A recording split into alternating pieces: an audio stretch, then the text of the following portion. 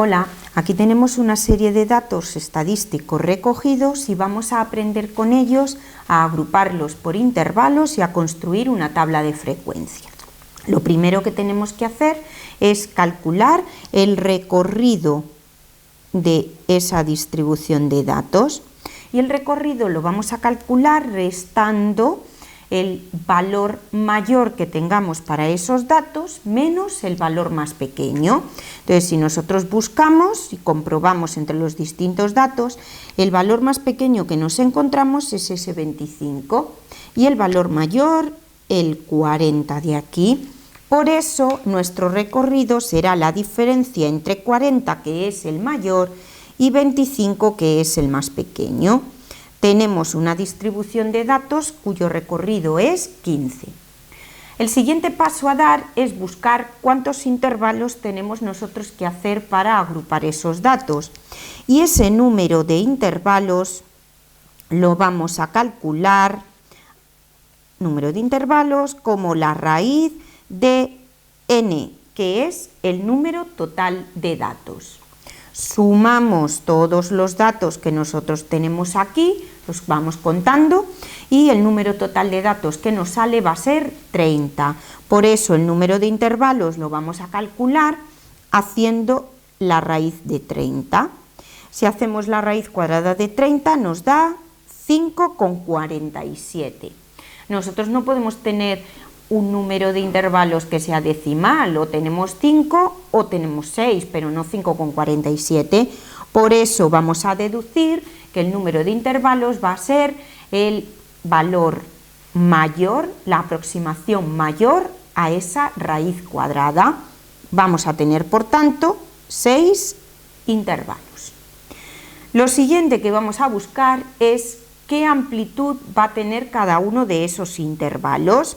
Y para buscar la amplitud de los intervalos buscaremos el primer múltiplo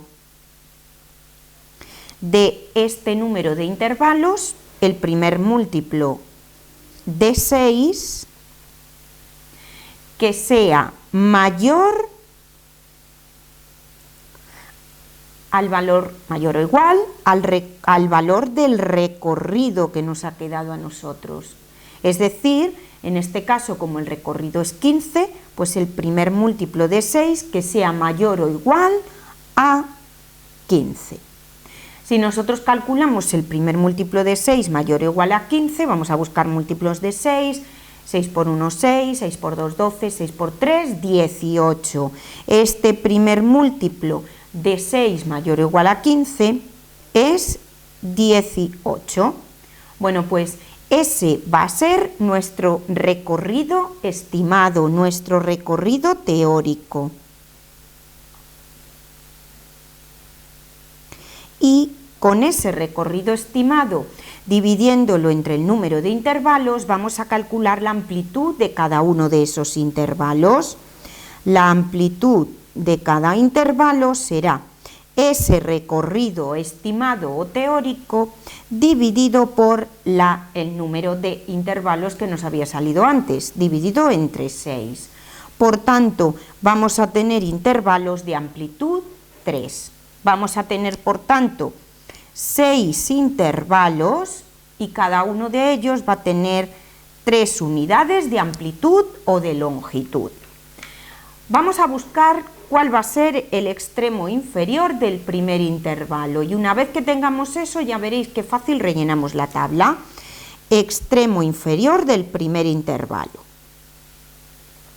Ese extremo inferior lo vamos a calcular cogiendo el valor más pequeño que nosotros tenemos en toda esa distribución de datos, el 25, y le vamos a restar la mitad de la diferencia entre el recorrido estimado, 18, y el recorrido real, 15. ¿Vale? Entonces, extremo inferior menos la diferencia entre el recorrido estimado y el recorrido real. Calculamos eso y nos da 23,5. Pues ese es el extremo inferior del primer intervalo. Y a partir de ahí nosotros vamos a escribir el resto de los intervalos partiendo de ese 23,5 y haciendo intervalos de longitud 3 unidades. Por eso, y serán 6 intervalos. Por eso nuestro primer intervalo nos quedaría 23,5 y si le sumo 3 unidades, 26,5. El segundo intervalo partirá del 26,5 y si le sumo 3 unidades me quedará 29,5. El siguiente intervalo empezará en el 29,5 y si le sumo 3 unidades me quedaría 32,5. Parto de 32,5, le sumo 3 unidades, 35,5. Empiezo en el 35,5, le sumo 3 unidades y llego al 38,5. Y si parto del 38,5 y le sumo 3 unidades, llego al 41,5. Ya tengo los intervalos.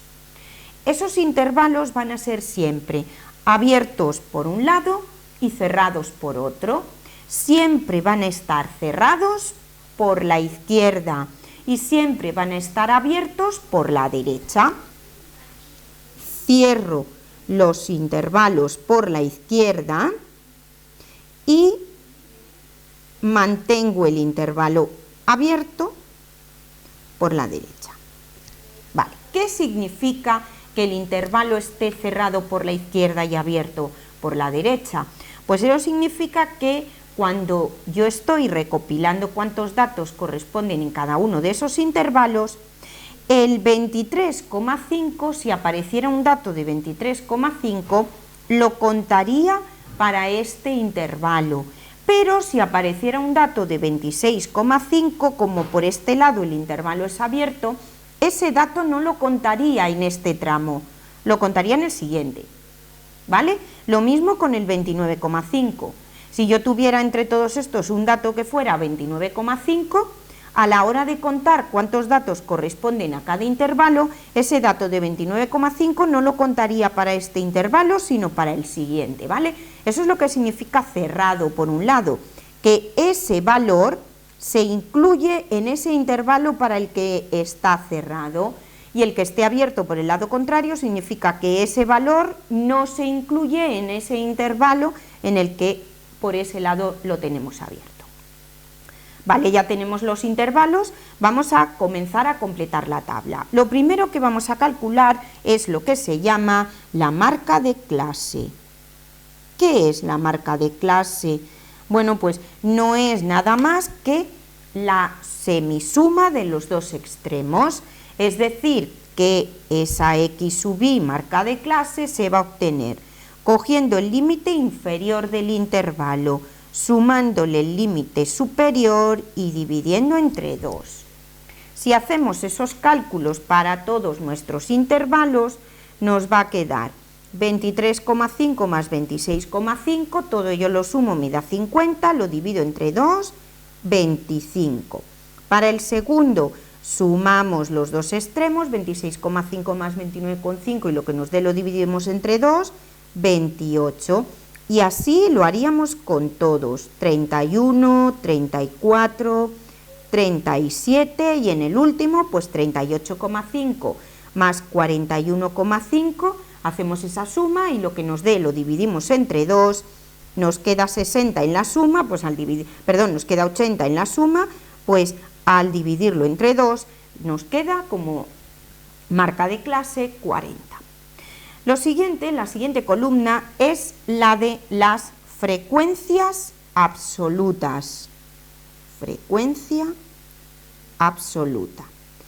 Aquí lo que nosotros vamos a poner es cuántas veces nos aparece un dato que corresponda a cada uno de esos intervalos. Entonces lo que tenemos que hacer es contar para todos estos datos que nos dan en nuestra distribución cuántos de ellos pertenecen a cada uno de los tramos. Empezamos por el primero. Vamos a contar cuántos datos hay entre 23,5 y 26,5. Y entre esos dos valores, los datos que están son el 25, el 26 y ya no hay más. Dos datos. Por eso la frecuencia absoluta de ese intervalo es 2. Pasamos al segundo intervalo. Vamos a contar cuántos datos tenemos entre 26,5 y 29,5. Y nos aparece este 28, seguimos buscando, este 29, seguimos buscando, este 28 y este 27 y este 29. Los contamos y nos queda 5. 5 es la frecuencia absoluta para ese segundo intervalo. Seguimos. Vamos a ver cuántos datos tenemos ahora entre 29,5 y 32,5. Aquí tenemos uno, aquí otro, seguimos, aquí otro, aquí otro, aquí también, aquí hay uno más, este es otro, otro y otros dos. Si contamos todos esos datos nos da 11. Esa sería la frecuencia para ese intervalo. Continúo entre 32,5 y 35,5. Pues aquí tengo uno, aquí hay otro más, sigo, aquí aparece un tercero, aquí también hay un dato entre esos dos valores, este también es, este, y aquí hay uno más. Contamos todos esos y nos sale 7. Muy bien, pues ya solo nos faltan 2 y además poquitos datos ya para mirar. Vamos a ver cuántos datos hay entre 35,5 y 38,5. Y entre 35,5 y 38,5 está ese,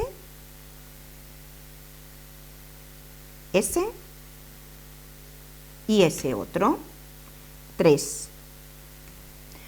Y por último, vamos a contar los datos que tenemos en el último intervalo, entre 38,5 y 41,5. Y ahí están, este y ese, 2. Comprobamos a ver si lo hemos hecho bien, porque la suma de todos estos nos debería dar 30.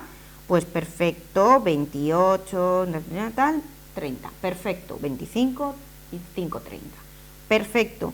Ya tenemos entonces la columna de las frecuencias absolutas rellenas. Vamos a por la siguiente.